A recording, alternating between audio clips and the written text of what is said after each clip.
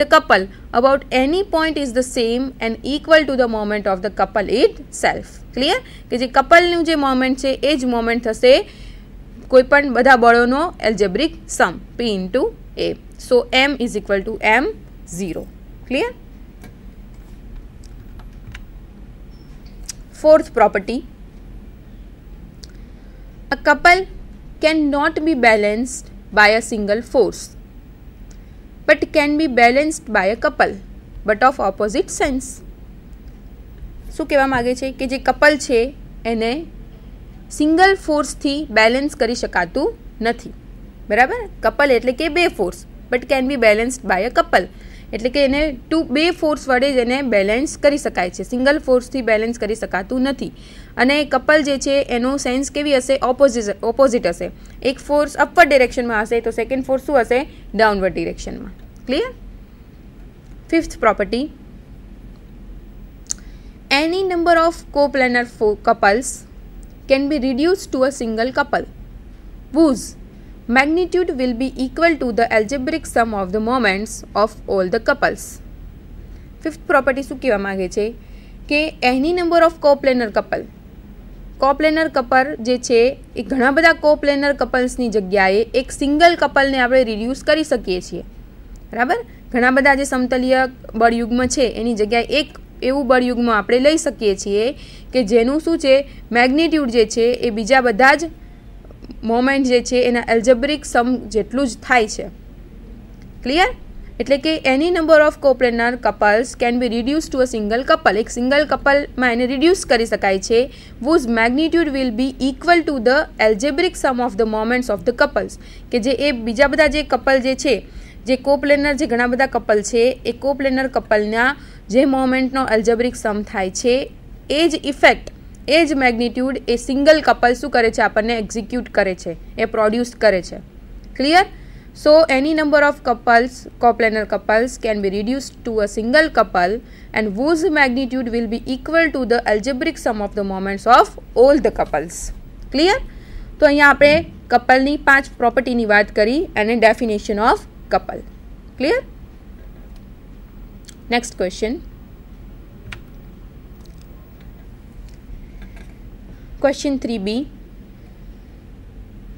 Give difference between centroid and center of gravity. તફાવત આપો centroid અને સેન્ટર ઓફ ગ્રેવિટી, મધ્ય કેન્દ્ર અને ગુરુત્વ કેન્દ્ર. First, centroid. In plane figures like square, rectangle, triangle, circle, etc., the point at which all area of the figure is concentrated is called centroid. They are two-dimensional. Okay, centroid એટલે કે એવી plane figure કે જે like square, rectangle, triangle, જેમ કે ચોરસ છે, લંબચોરસ છે, ત્રિકોણ છે, વર્તુળ છે. બરાબર? એ બધી જે ફિગર્સ છે કે જેના એક પોઈન્ટ ઉપર એ સમગ્ર ફિગર જે છે એ પૂરેપૂરી જે ફિગર છે એનું શું કન્સન્ટ્રેટ થાય છે? એનું એરિયા. બરાબર? એનું ક્ષેત્રફળ જે બિંદુએ કેન્દ્રિત થાય છે તેને કહેવામાં આવે છે સેન્ટ્રોઇડ. ક્લિયર? એટલે પર ફિગર્સ કેવી લેવાની છે? સ્ક્વેર, રેક્ટેંગલ અને ટ્રાયંગલ, અને લેવાની છે 2D figures, 2 dimensional figures. Clear? In plane figures like square, rectangle, triangle and circle, it is the point at which all area of the figures is concentrated. એટલે કે એ point ઉપર સમગ્ર જે આકૃતિ છે એનું ક્ષેત્રફળ છે એ બિંદુએ કેન્દ્રિત થાય છે, તો તેને કહેવામાં આવે છે સેન્ટ્રોઇડ.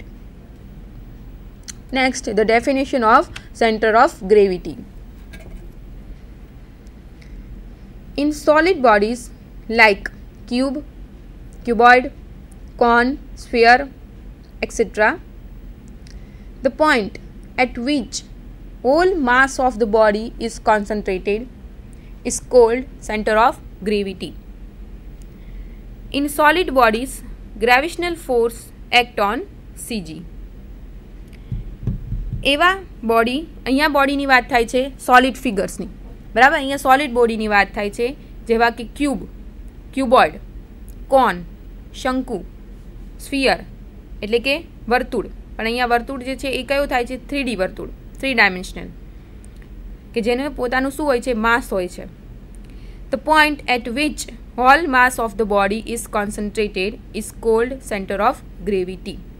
બરાબર, કે અહીંયા જે આપણને ફિગર્સ જે સોલિડ બોડીની વાત કરી, એ બોડીમાં જે બિંદુ ઉપર તેનું સમગ્ર માસ એટલે કે એનું સમગ્ર વજન જે જગ્યાએ કેન્દ્રિત થાય છે તેને કહેવામાં આવે છે centre of gravity. Clear? In solid bodies gravitational force act on CG. એના સીજી ઉપર ગ્રેવિટેશનલ ફોર્સ એક્ટ કરે છે. Clear?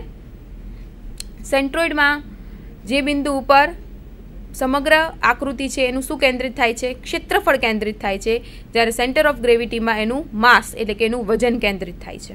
Clear? Centroid word is used for 2D figures. Centroid જે છે એ 2D ફિગર્સ માટે યુઝ થાય છે. Example square, rectangle, triangle, circle. Clear? And centre of gravity word is used for 3D figure. 3D ફિગરમાં શું આવે છે, centre of gravity. Example cube, cone, cuboid, sphere. Clear? So the difference between centroid and centre of gravity. Centroid જે છે એમાં શું થશે કે સેન્ટ્રોઇડ જે છે એ 2D ફિગર્સ માટે હોય છે અને એમાં જે બિંદુએ સમગ્ર આકૃતિનું ક્ષેત્રફળ કેન્દ્રિત થતું હોય તો તેને કહેવામાં આવે છે સેન્ટ્રોઇડ. અને સેન્ટર ઓફ ગ્રેવિટી જે છે એ 3D ફિગર્સ માટે છે અને એમાં જે બિંદુએ સમગ્ર આકૃતિ જે છે એનું શું કેન્દ્રિત થતું હશે, વજન કેન્દ્રિત થતું હશે, તો એને કહેવામાં આવે છે centre of gravity. Clear? Next, or question 3a, define the following terms: work, power, velocity ratio and scalar quantity. One by one definition समझिए. First, work. Whenever a force act on a body undergoes a displacement, some work is said to be done. કોઈ પણ body છે એના ઉપર જ્યારે આપણે force apply કરીએ છીએ, ફોર્સ એપ્લાય કરવાથી એ બોડીમાં જે ઇફેક્ટ ક્રિએટ થાય છે એટલે કે બોડીમાં જે ડિસ્પ્લેસમેન્ટ આવે છે તો એને થયું કહેવાય કાર્ય. ક્લિયર? કોઈ પણ ઓબ્જેક્ટ ઉપર જ્યારે આપણે ફોર્સ એપ્લાય કરીએ છીએ ત્યારે એ ફોર્સથી એ ઓબ્જેક્ટમાં જે ઇફેક્ટ ક્રિએટ થાય છે એટલે કે ઓબ્જેક્ટ મૂવ કરે છે જે ડિરેક્શનમાં, એ જેટલું મૂવ કરે છે, જેટલું ડિસ્પ્લેસમેન્ટ કરે છે એને કહેવામાં આવે છે work. Clear? Whenever a force act on a body undergoes a displacement, some work is said to be done. So work done is equal to force into displacement. એટલે કે કાર્ય બરાબર બળ ગુણ્યા બળનું અંતર. So W is equal to F into S. Okay? S means displacement. તો કાર્ય બરાબર બળ ગુણ્યા બળની દિશામાં અંતર. Second definition, power. The power may be defined as the rate of doing work. Power એટલે શું? કાર્ય કરવાના દરને શું કહેવામાં આવે છે? પાવર કહેવામાં આવે છે. The power may be defined as the rate of doing work. કાર્ય કરવાના રેટને, દરને શું કહેવામાં આવે છે? Power. Power is equal to work done upon time taken for work done. Power is equal to work done એટલે કે જે કાર્ય થઈ ગયું છે એ થયેલ કાર્ય upon time taken for work done. થયેલ કાર્ય upon જે કાર્ય કર્યું એ કાર્ય કરવા માટે કેટલો સમય થયો, time taken for work done, તે કાર્ય કરવા માટે થયેલો સમય. ઓકે? તો પાવર ઇઝ ઇક્વલ ટુ થયેલ કાર્ય upon તે કાર્ય કરવા માટે લાગતો સમય. સો P is equal two F into V. Okay? Force into velocity. Third definition, velocity ratio, वेग गुणोत्तर. The ratio of distance moved by effort and the distance moved by load is called velocity ratio. Okay? વેગ ગુણોત્તર એટલે શું? The ratio of distance moved by effort એટલે કે પ્રયત્ન બળ દ્વારા જે ડિસ્ટન્સ મૂવ થાય છે એ અને વજન દ્વારા એટલે કે લોડ દ્વારા જે ડિસ્ટન્સ મૂવ થાય છે એ બંનેના રેશિયોને શું કહેવામાં આવે છે? વેલોસિટી રેશિયો એટલે કે વેગ ગુણોત્તર. Okay, VR is equal to distance moved by effort upon distance moved by load. પ્રયત્ન બળ દ્વારા થયેલ અંતર, ખસેલ અંતર અપોન વજન દ્વારા ખસેલ અંતર. ડિસ્ટન્સ મૂવ્ડ બાય એફર્ટ કે જેને કહેવામાં આવે છે y and distance moved by load એને કહેવામાં આવે છે x. Okay, so VR is equal to y upon x. Fourth definition, scalar quantity એટલે કે અદિશ રાશિ. આપણે આગળ વેક્ટર ક્વોન્ટિટીની ડેફિનેશન જોઈ ગયા. Scalar quantity, a scalar quantity is one which can be completely specified by its magnitude only. Okay, અદિશ રાશિ એટલે કે જે રાશિને દર્શાવવા માટે ફક્ત ને ફક્ત શેની જરૂર પડે છે? મેગ્નિટ્યુડની જ જરૂર પડે છે, એકમની જ જરૂર પડે છે. તો એ રાશિને કહેવામાં આવે છે અદિશ રાશિ. ઓકે, અને જે વેક્ટર ક્વોન્ટિટીની વાત કરી હતી એમાં શું આવે? A vector quantity is one which can be completely specified by its magnitude and direction both only. Okay, so scalar ક્વોન્ટિટીના એક્ઝામ્પલમાં length, mass, time, area. Okay, લેન્થને જ્યારે આપણે બતાવીએ ત્યારે લેન્થને ઓનલી મેગ્નિટ્યુડ દ્વારા જ એને એક્ઝિક્યુટ કરી શકીએ છીએ. માસને પણ મેગ્નિટ્યુડ દ્વારા એને દર્શાવી શકીએ છીએ. એમાં ડાયરેક્શન બતાવવાની જરૂર નથી. લેન્થમાં પણ ડાયરેક્શન બતાવવાની જરૂર નથી. ટાઈમ પણ મેગ્નિટ્યુડ દ્વારા આપણે બતાવી શકીએ છીએ અને એરિયા પણ મેગ્નિટ્યુડ દ્વારા એને સ્પેસિફાઈ કરી શકાય છે. ક્લિયર? આ બધા એક્ઝામ્પલમાં ક્યાંય ડાયરેક્શન બતાવવાની નેસેસરી નથી. Clear? So length, mass, time and area is the scalar quantity. Next question, question 3b. A train weighing 2000 kilonewton is pulled on a level track at 45 kilonewton प्रति hour by an engine. If frictional resistance is 10 Newton per kilonewton, calculate horsepower of engine. Okay, અહીંયા એક જે train છે એ 2000 કિલોન્યૂટનના વજનને પુલ કરે છે level track પર 45 kilometre પ્રતિ અવરની સ્પીડમાં એન્જિન દ્વારા એ વેઇટને પુલ કરાય છે. જો ફ્રિક્શનલ રેઝિસ્ટન્સ છે, ઘર્ષણનો અવરોધ છે, અહીંયા આપણને આપેલો છે 10 ન્યૂટન પર કિલોન્યૂટન. તો આપણે ફાઇન્ડ કરવાનો છે પાવર, પણ શેમાં પાવર કરવાનો છે? હોર્સ પાવરમાં.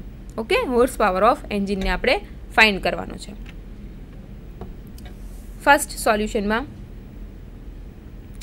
ફ્રિક્શન રેઝિસ્ટન્ટ 10 ન્યૂટન પર kilonewton, total frictional resistant 10 into 2000. Clear? Weight કેટલું છે ટોટલ ટ્રેનમાં? 2000 કિલોન્યૂટન. તો આપણે ટોટલ ફ્રિક્શનલ રેઝિસ્ટન્ટ કાઉન્ટ કરીએ 10 into 2000. So total frictional resistance F is equal two 20,000 newton. Clear? તો ફર્સ્ટ આપણે ફાઇન્ડ કર્યું ટોટલ ફ્રિક્શનલ રેઝિસ્ટન્ટ. દેન વેલોસિટી V. અહીંયા આપણને વેગ આપેલો છે એન્જિનનો 45 કિલોમીટર પ્રતિ અવર. કિલોમીટર પ્રતિ અવર જે છે એને આપણે મીટર પ્રતિ સેકન્ડમાં કન્વર્ટ કરીએ. 45 into 1000 upon 3600 is equal to 12 meter per second. Okay, so velocity ratio V is equal to 12.5 meter per second. So power is equal to force into velocity. Force આપણે total frictional force find કર્યો 10 into 2000 is equal to 20,000 and velocity 12.5. So F into V, force into velocity, is equal to 20,000 into 12.5 is equal to 250,000 Newton into meter per second watt. Clear? Power આપણે find કર્યો વોટમાં, વોટને kilo વોટમાં convert કરીએ upon 1000, સો 250 kilowatt. Clear? તો power આપણને મળે છે અહીંયા 250 kilowatt. પણ આપણે ફાઇન્ડ કરવાનો છે પાવર હોર્સ પાવરમાં. ક્લિયર? તો હવે આ પાવરને આપણે શેમાં કન્વર્ટ કરશું? હોર્સ પાવરમાં. So horse power is equal to 5 upon 0.746 is equal to 335.12 horse power. Clear? Horse power માં આપણે વેલ્યુ ફાઇન્ડ કરી. Next question. Question 4A. Explain law of machine. યંત્રના નિયમને સમજાવો. Explain law of machine. Law of machine. For a particular machine, if we record various value of effort required to lift the corresponding loads and plot a graph between effort and load, we shall get a straight line AB as shown in figure. Clear? કોઈ particular machine માટે જ્યારે આપણે જુદી જુદી વેલ્યુને record કરીએ, કઈ value? Value of effort required to lift the corresponding load. Clear? આપણે કઈ વેલ્યુને રેકોર્ડ કરવાની છે કે પર્ટિક્યુલર લોડને લિફ્ટ કરવા માટે કેટલા પર્ટિક્યુલર એફર્ટની જરૂર પડે. એ બંનેને કોરસ્પોન્ડિંગ જો આપણે રેકોર્ડ કરીએ બંનેની વેલ્યુ, તો આપણને શું મળે છે? તો કે એક ગ્રાફ મળે છે. એ ગ્રાફમાં આપણે શું મેળવી શકીએ છીએ? We shall get a straight line AB. Clear? તો એ જો આપણે ડ્રો કરીએ તો આપણને ગ્રાફમાં એક સ્ટ્રેટ લાઇન AB મળે છે. ક્લિયર? Shown in figure. ચલો એ ફિગરમાં જોઈએ.